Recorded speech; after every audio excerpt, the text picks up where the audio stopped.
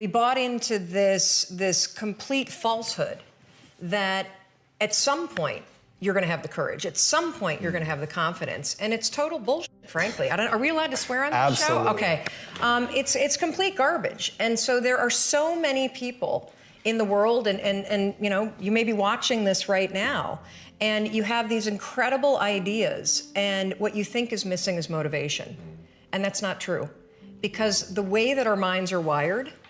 And the fact about human beings is that we are not designed to do things that are uncomfortable or scary or difficult. Our brains are designed to protect us from those things because our brains are trying to keep us alive. And in order to change, in order to build a business, in order to be the best parent, the best spouse, to do all those things that you know you want to do with your life, with your work, with your dreams, you're going to have to do things that are difficult, uncertain, or scary, which sets up this problem for all of us. You're never gonna feel like it. Motivation's garbage. You only feel motivated to do the things that are easy, right? Why do you think that is? Oh, I know exactly why that is. Because I've studied this so much, because for me, one of the hardest things to figure out was, why is it so hard to do the little things that would improve my life? And what I've come to realize, and what we'll talk a lot about today, is that the way that our minds are designed is our minds are designed to stop you at all costs from doing anything that might hurt you. And the way that this all happens is it all starts with something super subtle that none of us ever catch. And that is with this habit that all of us have that nobody's talking about. We all have a habit of hesitating. We have an idea, you're sitting in a meeting, you have this incredible idea, and instead of just, you know, saying it, you stop and you hesitate.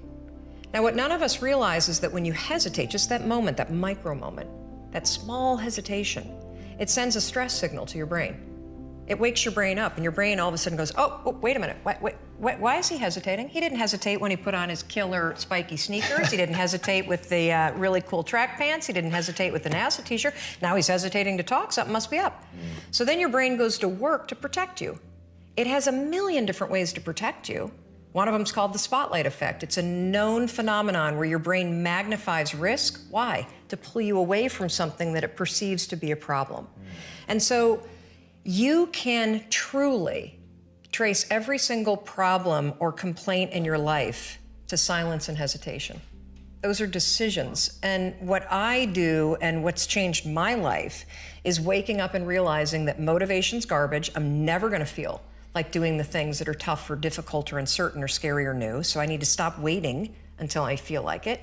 And number two, I am one decision away from a totally different marriage, a totally different life, a totally different job, a totally different income, a totally different relationship with my kids. Not like one decision, I'm divorcing you in the marriage example, but one decision on, you know, you could be having a conversation with your spouse and you feel your emotions rise up, and within a tiny window, those emotions can take over and can impact how your marriage goes. Or you can learn how to take control of that micro moment and make a decision to act in a way that actually shifts your marriage. Your life comes down to your decisions, and if you change your decisions, you will change everything. Every single morning, Monday through Fridays at 9 a.m., I host a live call-in radio show on Sirius Satellite Radio. It's called Make It Happen with Mel Robbins. And the thing that's been so crazy about that show is every single person that calls me on that show, they call in because they're feeling stuck in their lives, and they're resigned about their ability to change their lives. And I'm not talking about people that are nuts. I'm talking about successful people like you and me that just somehow got stuck in their lives. And I'm not talking about people that are looking for cheesy self-help. I'm talking about people that really want to figure out how to move themselves forward. And you know, I find that so many of us think that our dreams are unreachable or unrealistic, and it's just so sad. I mean, people think that their dreams disappear. And if that's what you think, congratulations. you're officially stuck. And the truth is that our dreams are always there, and they don't ever give up on us. We give up on them. But here's the secret. If you just force yourself, and I mean force, because I know damn well none of you want to do anything about this, and I also know you're sitting there like, yeah, this self-help crap, this isn't for me. But if you just force yourself to take a couple small steps, there's always a surprise. I was 22, right after I graduated from Dartmouth. I was so focused on making everyone happy that I almost chose the worst possible career for my personality. It's not a bad career, it just would have been horrendous for me. I was interested in the environment, so I decided, I'll go get a law degree, and then I'll go work in Washington. And I think maybe I'll work on environmental policy, and I'd probably end up in some cube farm. And everyone was thrilled with the plan. Everyone, it turns out, but me. So here I am, I'm driving a U-Haul across country to go to law school and to get a degree in environmental law. And something started to gnaw at me.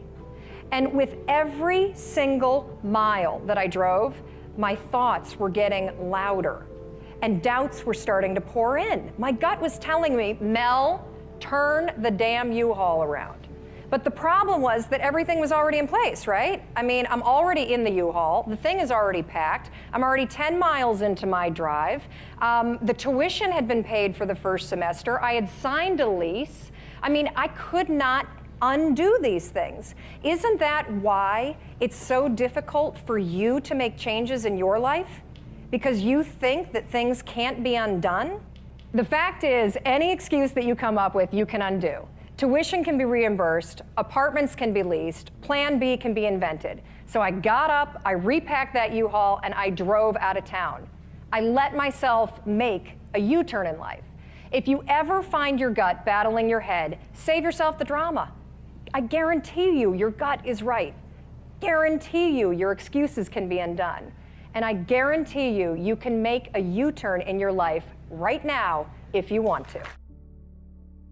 Can be asking for assignments that are above your level. So there's work that you do at your level, and then there's work that you do above your level. Mm-hmm. And the only way that you're going to be promoted to do work above your level is A, if you can demonstrate that you're capable of doing the work at your level, and B, if you are proactive in seeking out opportunities that expand your capability and give you a chance to work above the level that you're at. Nothing's going to happen unless you take that initial action.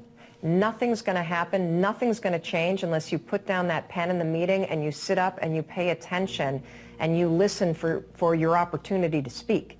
Nothing's going to happen unless you push yourself to go in and make the ask for that assignment that scares you to death.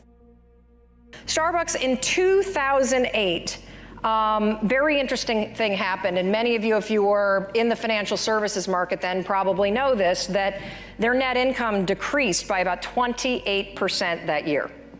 And at the time, they had 16,000 stores in 44 countries, and they had gone through this massive, explosive growth segment in terms of going public in, I think it was like 1992, they only had 125 stores, and now here we are, 2008, they've got 16,000.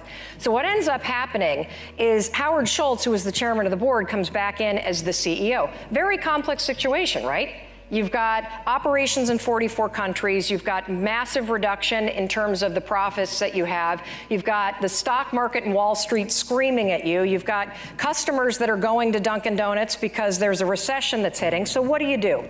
Well, he was very clear, again, back to the two rules. What do I stand for? Like, what am I doing? And what do I want the outcome to be? So he was very clear that what he stood for as a leader and what Starbucks should stand for is the Starbucks experience. He wanted to go back to the beginning and reintroduce people to the romance of having a cup of coffee, because that's how Starbucks launched in the beginning, that he was traveling and was over in Italy and was like, God, why don't we have places like these great stops to have a little cup of coffee over in the United States? Boom, Starbucks, an idea, it's born, it's launched. So he decides he's going to do whatever he can to get the romance of having a cup of coffee back. In life, in any situation, whether you're talking about growing your company, growing your bank account, getting in a relationship, getting out of a relationship, getting something done at the school system that your kids are going to on behalf of your kids, whatever it is that you're up to in life, this is the only question that you need to ask yourself. Well, what is it that I want? Because the truth of the matter is, if you can answer that, you can have it. About when someone can't realize or identify their own negative feelings. Someone that has been conditioned to live in negative feelings and believes that that's normal. This question comes from Basso Anna Denegada. It is your normal. You're right. It's a really, first of all, I'm sorry that that's been your experience of life, because that really stinks, and it doesn't have to be that way. But here's where I want you to go. What's interesting about what you said is the fact that these feelings are normal, okay? Normal just means you're used to them, but you don't have to live with them. So even though you're so used to these negative feelings and these feelings of doubt, you still don't like them. You still have the ability to stop that. So I want you to think of a moment in time when you were really happy. Like, it could be a memory from being little, it could be something that you dream of doing. And I want you to come up with something really specific about that moment, okay? Like, think about what you were wearing, or think about the blue sky. That is going to be what I call your anchor thought. Every time from this moment forward that you wake up or you find yourself drifting to those normal feelings of, I'm a loser, I'm worthless, I'm never going to find love. They may be things that you're used to thinking, but that doesn't matter, because you can change them. The second that you feel that, you've drifted over into that thought, and I keep coming over here because when you start using the rule, you're going to start to literally feel which part of your mind you're using. The worries kind of happen here. I want you to 5, 4, 3, 2, 1, and then I want you to insert this vision of yourself where you felt really good. And if you can't think of one, invent one. How would you feel if you were in love? How would you feel if you loved yourself? How would you feel if you did that thing that you're scared of, that you keep talking yourself out of? That's your anchor thought. Now, when you first start using the rule, particularly when you're breaking a habit of thinking negative thoughts, when you first start doing it, you may need to use the 5-second rule 73 times in one day. That's okay. I had to do it like that when I was first using the rule to cure myself of anxiety. When I would start to worry about anything, I'd start to worry about, my kids, or I'd start to worry about money, and I'd feel my thoughts drift, and then I'd start to feel my heart race. I would stabilize my thoughts, 5, 4, 3, 2, 1. I'd activate my prefrontal cortex, lower the worries, on the other side, and then I would start to think about something that actually made me feel really calm or excited. That is the battle of your mind. And, the other thing about normal that I just want to say is that the reason why it feels normal to doubt yourself and to have low self-worth is because you've thought this so long. It's become a pattern, just like chewing your nails becomes a pattern of behavior that you don't think about. Well, the cool thing is that based on science, you can actually change any pattern, even a thinking one. So use the 5-second rule. Every single time you catch yourself thinking the nasty stuff, and then activate your prefrontal cortex and force yourself to think something positive. One night, Chris had gone to bed. I'd been struggling. We still had all the same problems. We still had a lien on the house, still facing bankruptcy, still fighting like crazy. I was still unemployed. They still hadn't figured out the solution yet for the business. And I was about to turn off the TV, and there on the TV, there was this rocket launching, and I thought, oh my gosh, that is it. I am gonna launch myself out of bed like a rocket ship, like NASA, right here, had launched me out of that bed. And I'm gonna move so fast that I don't think. I'm gonna beat my brain. Now, here's a really interesting point. I talk a lot about your instincts and inner wisdom. And we can get into this a little bit later, but a lot of us talk about the fact that you have a gut feeling. But what all this research that I've done for the book and all the speaking that I do, what I've discovered that's fascinating is actually when you set goals, when you have an intention on something that you want to change about your life, your brain helps you. What it does is it opens up a checklist. And then your brain goes to work trying to remind you of that intention that you set. And it's really important to develop the skill, and I say that word purposefully, the skill of knowing how to hear that inner wisdom and that intention kicking in and leaning into it quickly. So for me, my brain saying, that's it, right there, move as fast as a rocket, Mel. I wanted to change my life. And I think most people that are miserable or that are really like dying to be great and dying to have more, we want to change. We want to live a better life. We want to create more for our families. We want to be happier. The desire is there. Again, it's about how do you go from knowledge to action. So the first thing in this story that's important is realizing that the answer was in me. And my mind was telling me, pay attention. It could have also been the bourbon. I had a couple of Manhattans that night. But anyway, the next morning, the alarm goes off, and I pretended NASA was there.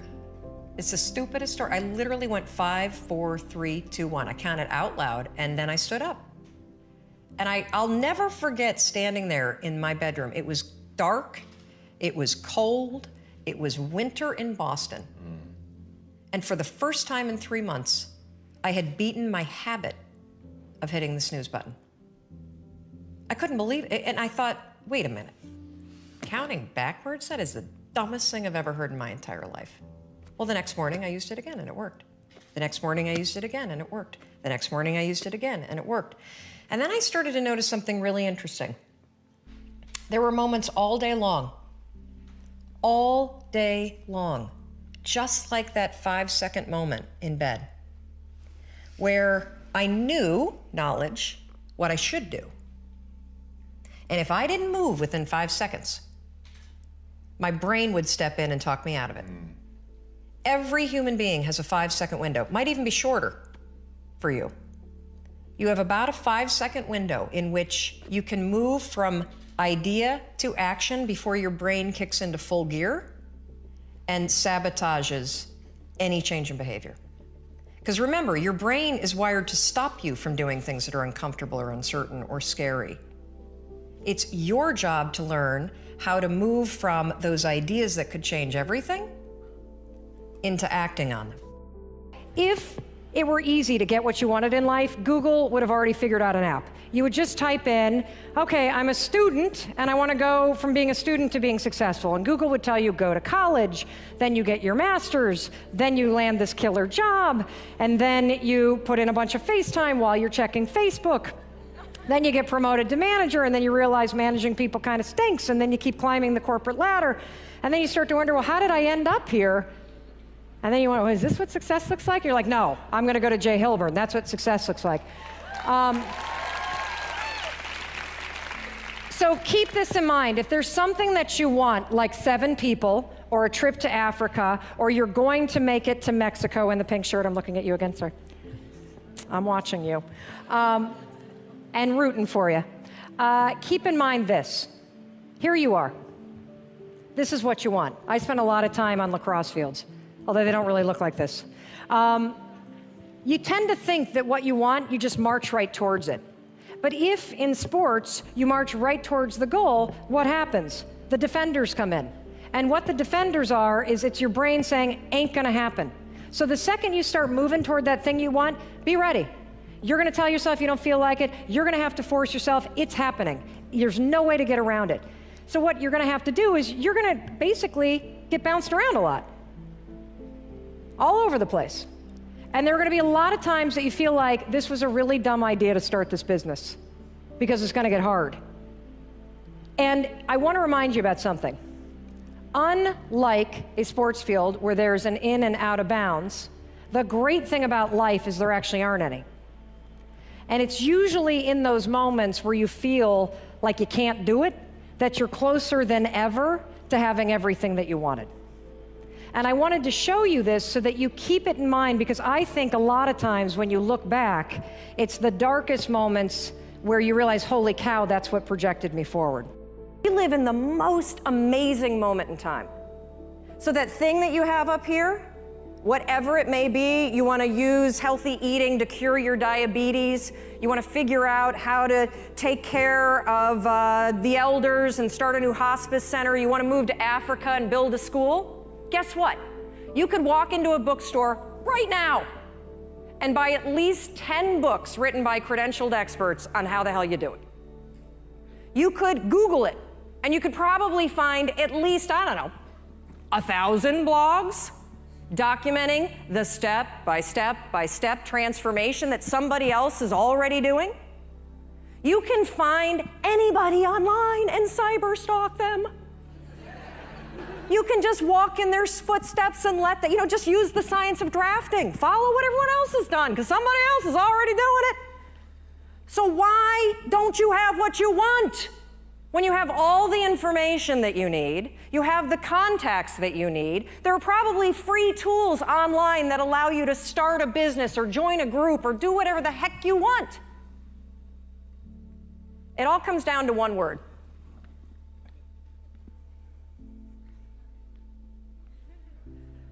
Shut the front door, you know what I'm talking about? The F-bomb. It's everywhere. You hear it all the time, and I honestly don't understand what the appeal is of the word. I mean, you don't sound smart when you say it. And it's really not expressing how you really feel. It's sort of a cheap, shot to take. And of course, I'm talking about the word fine. How you doing? Oh, I'm fine. Oh, really? You are? Dragging around those extra 40 pounds, you're fine? Feeling like roommates with your spouse, and you're fine? You haven't had sex in 4 months, you're fine? Really? I don't think so. But see, here's the deal with saying that you're fine. It's actually genius. Because if you're fine, you don't have to do anything about it. But when you think about this word fine, it just makes me so angry. I mean, here we are at a conference about being alive, and you're going to describe the experience of being alive as fine? What a flimsy and feeble word. If you're crappy, say you're crappy. If you're amazing, say you're amazing. Tell the truth. And this not only goes for the social construct, I don't want to burden you with the fact that I hate my life, or, hey, I'm amazing, but that would make you feel terrible. The bigger issue with fine is that you say it to yourself. That thing that you want, I guarantee you, you've convinced yourself that you're fine not having it. That's why you're not pushing yourself. It's the areas in your life where you've given up, where you've said, oh, I'm fine. My mom's never going to change, so I just can't have that conversation. I'm fine. We got to wait until the kids graduate before we get divorced, so we'll just sleep in separate bedrooms. I'm fine. I lost my job. I can barely pay my bills, but whatever. It's hard to get a job. And, one of the reasons why this word also just annoys me so much is scientists have calculated, oh yeah, I'm coming down. Scientists have calculated the odds of you being born. That's right. They've crunched the numbers. I see you up there. They have crunched the numbers on you. Yeah, no, you guys standing up, you want to sit down for this. They've crunched the numbers on you being born. And they took into account all of the wars and the natural disasters and the dinosaurs and everything else. And do you realize that the odds of you, yeah, right here, put your computer away, stand up for me, Doug. So the odds of Doug here, turn around, say hi to everybody. The odds, of Doug being born at the moment in time he was born to the parents you were born to with the DNA structure that you have, 1 in 400 trillion. Isn't that amazing? I'm so lucky. Yes. You're not fine, you're fantastic. You have life-changing ideas for a reason, and it's not to torture yourself. Thank you. Thank you, Doug. And you know, Christine was right when she said all of you could be on stage, because all of you, we're all in this category. 1 in 400 trillion. All day long, you have ideas that could change your life, that could change the world, that could change the way that you feel. And what do you do with them? Nothing. Oh, hopefully I won't moon you. You didn't pay for that. Drive. That's this puppy right here. This is what you want. This is your prefrontal cortex. Drive is the mode where you're in charge of your thoughts, okay? It's where you are fully awake, you are present, and you are driving your thoughts and actions. When you're doing that, your prefrontal cortex is active. The prefrontal cortex is the part of the brain that you need in order to learn new behavior, in order to do something difficult, in order to do something uncertain, in order to do strategic thinking. So I'm going to give you an example. So I'm a righty. If I were to try to write with my left hand, Lewis is going to torture me and tie my hand behind my back and make me do this, I could do it. It would look like I was writing with my foot. And if Lewis came up to me and said, hey, Mel, you want some bulletproof coffee? I'd be like, Lewis, I'm trying to concentrate. I can't do this. My prefrontal cortex would be el fuego because it is firing on all cylinders to communicate to my hand new behavior. So the thing that's cool about that is that you can use a simple trick.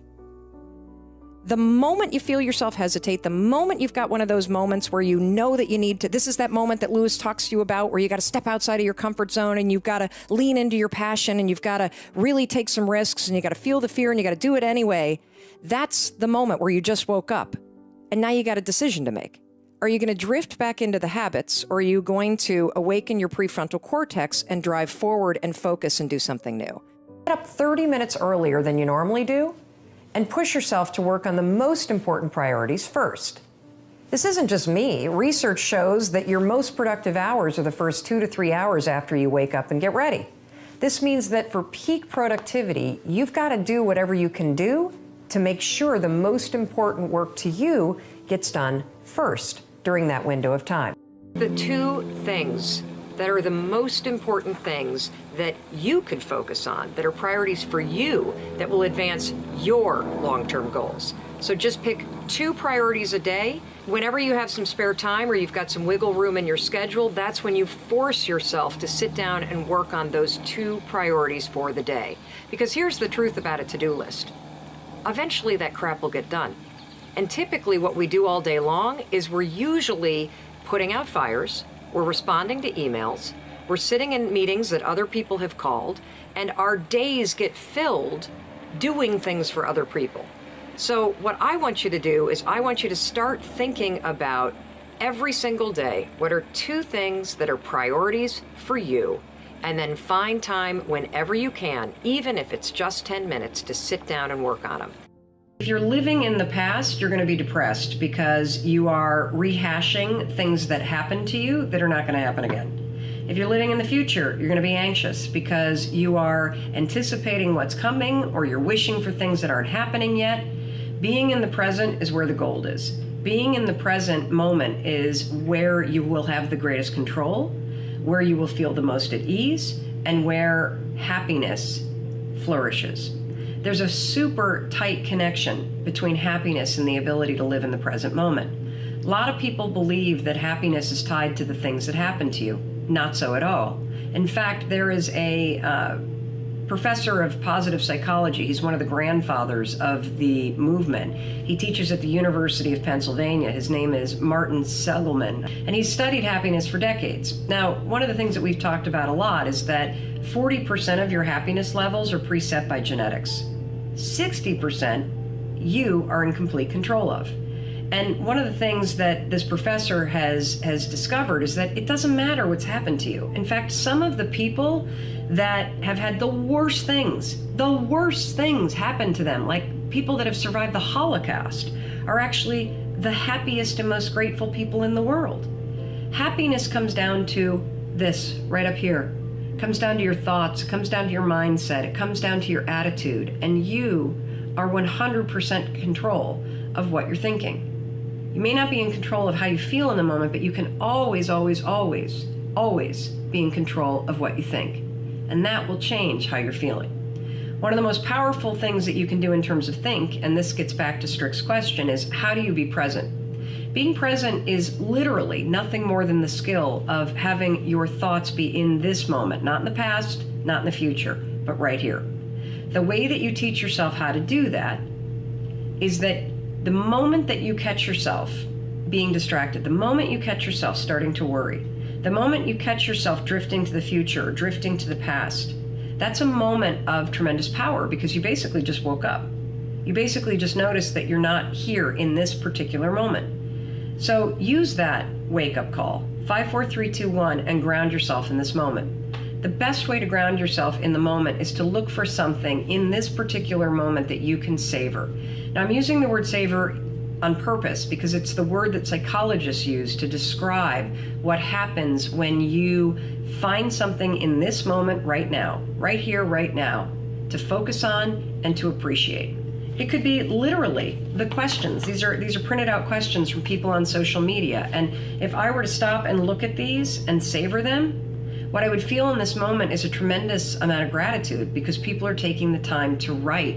And that makes me feel incredibly grateful. And it also makes me very happy because it means that the folks that are writing are taking control of their lives and seeking out the information that they need. Another form of savoring that we can all relate to is eating. As you're eating, instead of drifting to the future and thinking about all the things that you need to do or hanging out in the past and rehashing everything that's happened during the day, be in this moment, in this meal.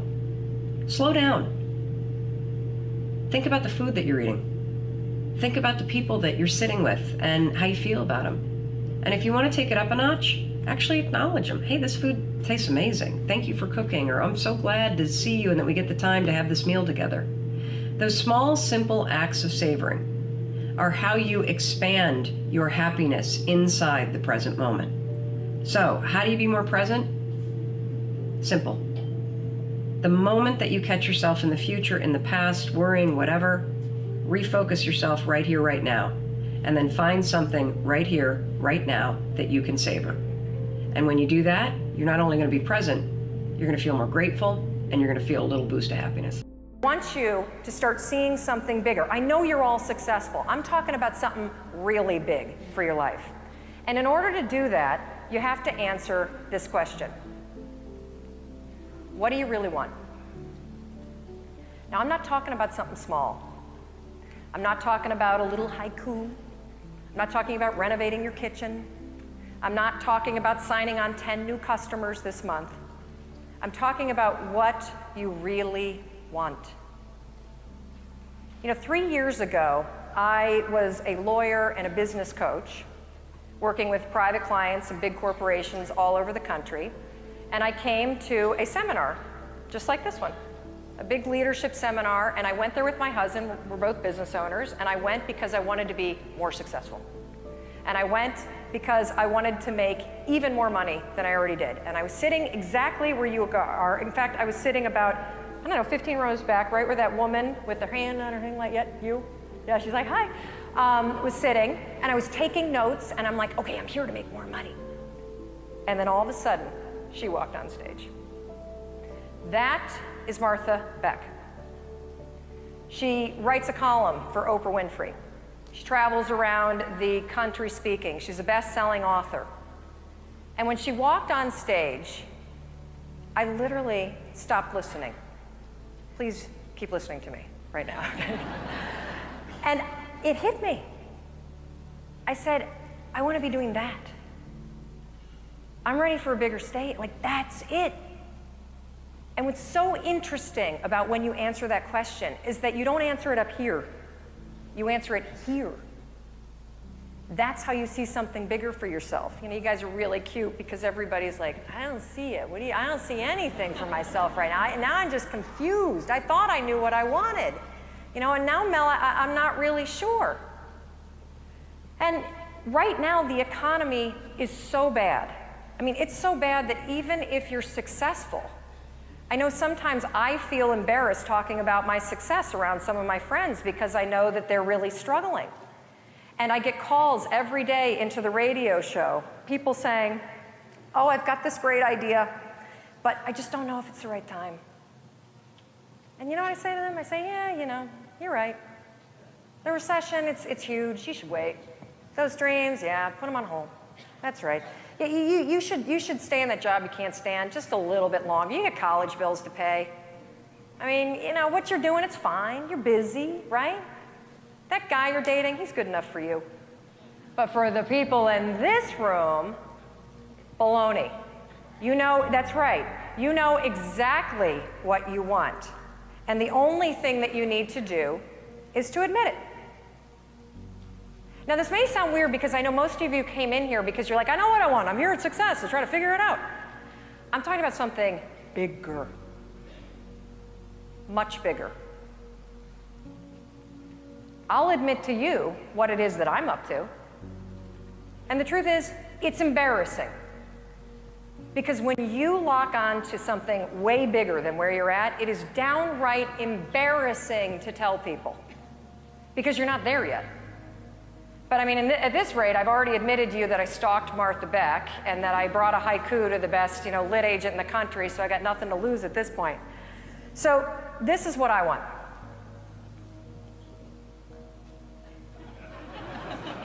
Well, not him. I'm married.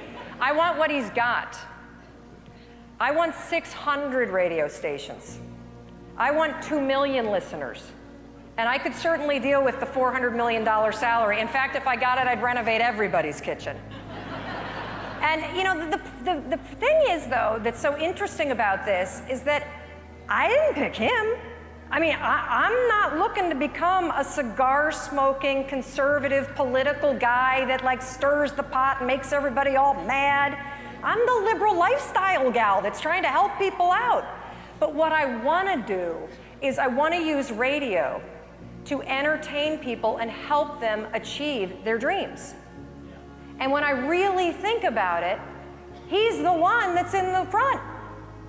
I want to not only reach what he's doing, I want to surpass him. I mean, do you think I like it when my friends come over to my office in Boston at my house and they're like, what is that guy doing on your board? No, it's embarrassing. When you admit the big thing that you're up to, it's embarrassing. I have 40 stations. He's got 600. There's a big gap. So admitting where you want to get to is embarrassing, but you got to do it. There are 3 red flags we should look for that will actually tell us it's time to change. Big ones. Whenever you start feeling in your life like, oh my gosh, is this all there is? Huge red flag, number 1. Number 2, when you spend your energy being jealous or having the grass is greener over there, another big wake-up call for you that you're ready for a change. And then the other final red flag is if you're spending your life waiting to be happy. I'll be happy when? I'll be happy when I get married. I'll be happy when I change my job. I'll be happy when I launch a business.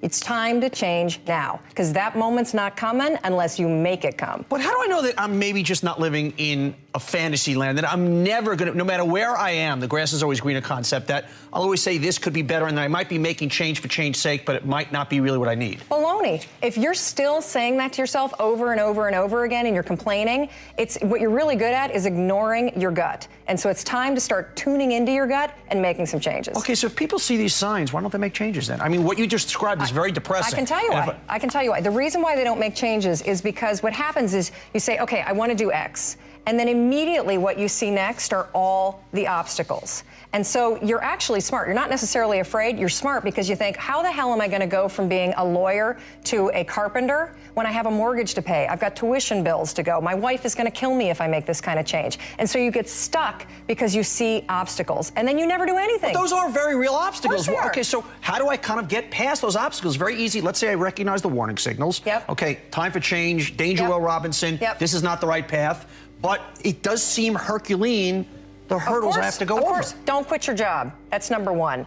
Second thing is, I think most change in life is not about putting on a big cape and jumping off a cliff or out of an airplane. It's more like leaning into something. So if you find yourself daydreaming about something or wishing that you could change your life, start investigating. Start having conversations about it. Start leaning into change, right? You took money off the table if you didn't give a shit what anybody else thought. What's the thing you would love to be doing with your life? Seriously. Do you dream of being a professional photographer? Do you want to open your own restaurant? You always thought about traveling the world and entertaining kids with your juggling skills. I don't know, it's your life. You get to choose what you want to do. Be honest with yourself. What is it that you would want to do with your life if you didn't have to pay the bills doing it? Another thing you can ask yourself, who do you find yourself sort of envious of? You know, like you look at their life and you just think, gosh, how awesome that they get to do that. Well, once you have that answer for yourself, you've gotten really honest, you've pushed the bullshit aside, and you've really asked it for yourself and answered the question honestly, all you got to do is explore it. That's it. Just find one thing that you can do to enrich and expand your knowledge about it. Find one course online, Google the topic, stalk people that are pursuing this line of work. That's how you start to do it, one step at a time. So start with answering the question, what do you really want, with a massive dose of honesty. Google the topic and find one thing that you can do, just one. Push yourself and start to explore it. If you were to wake up and do that every single day, spend 10 minutes a day, you would be startled, astonished by what your life looks like in a matter of a year or two.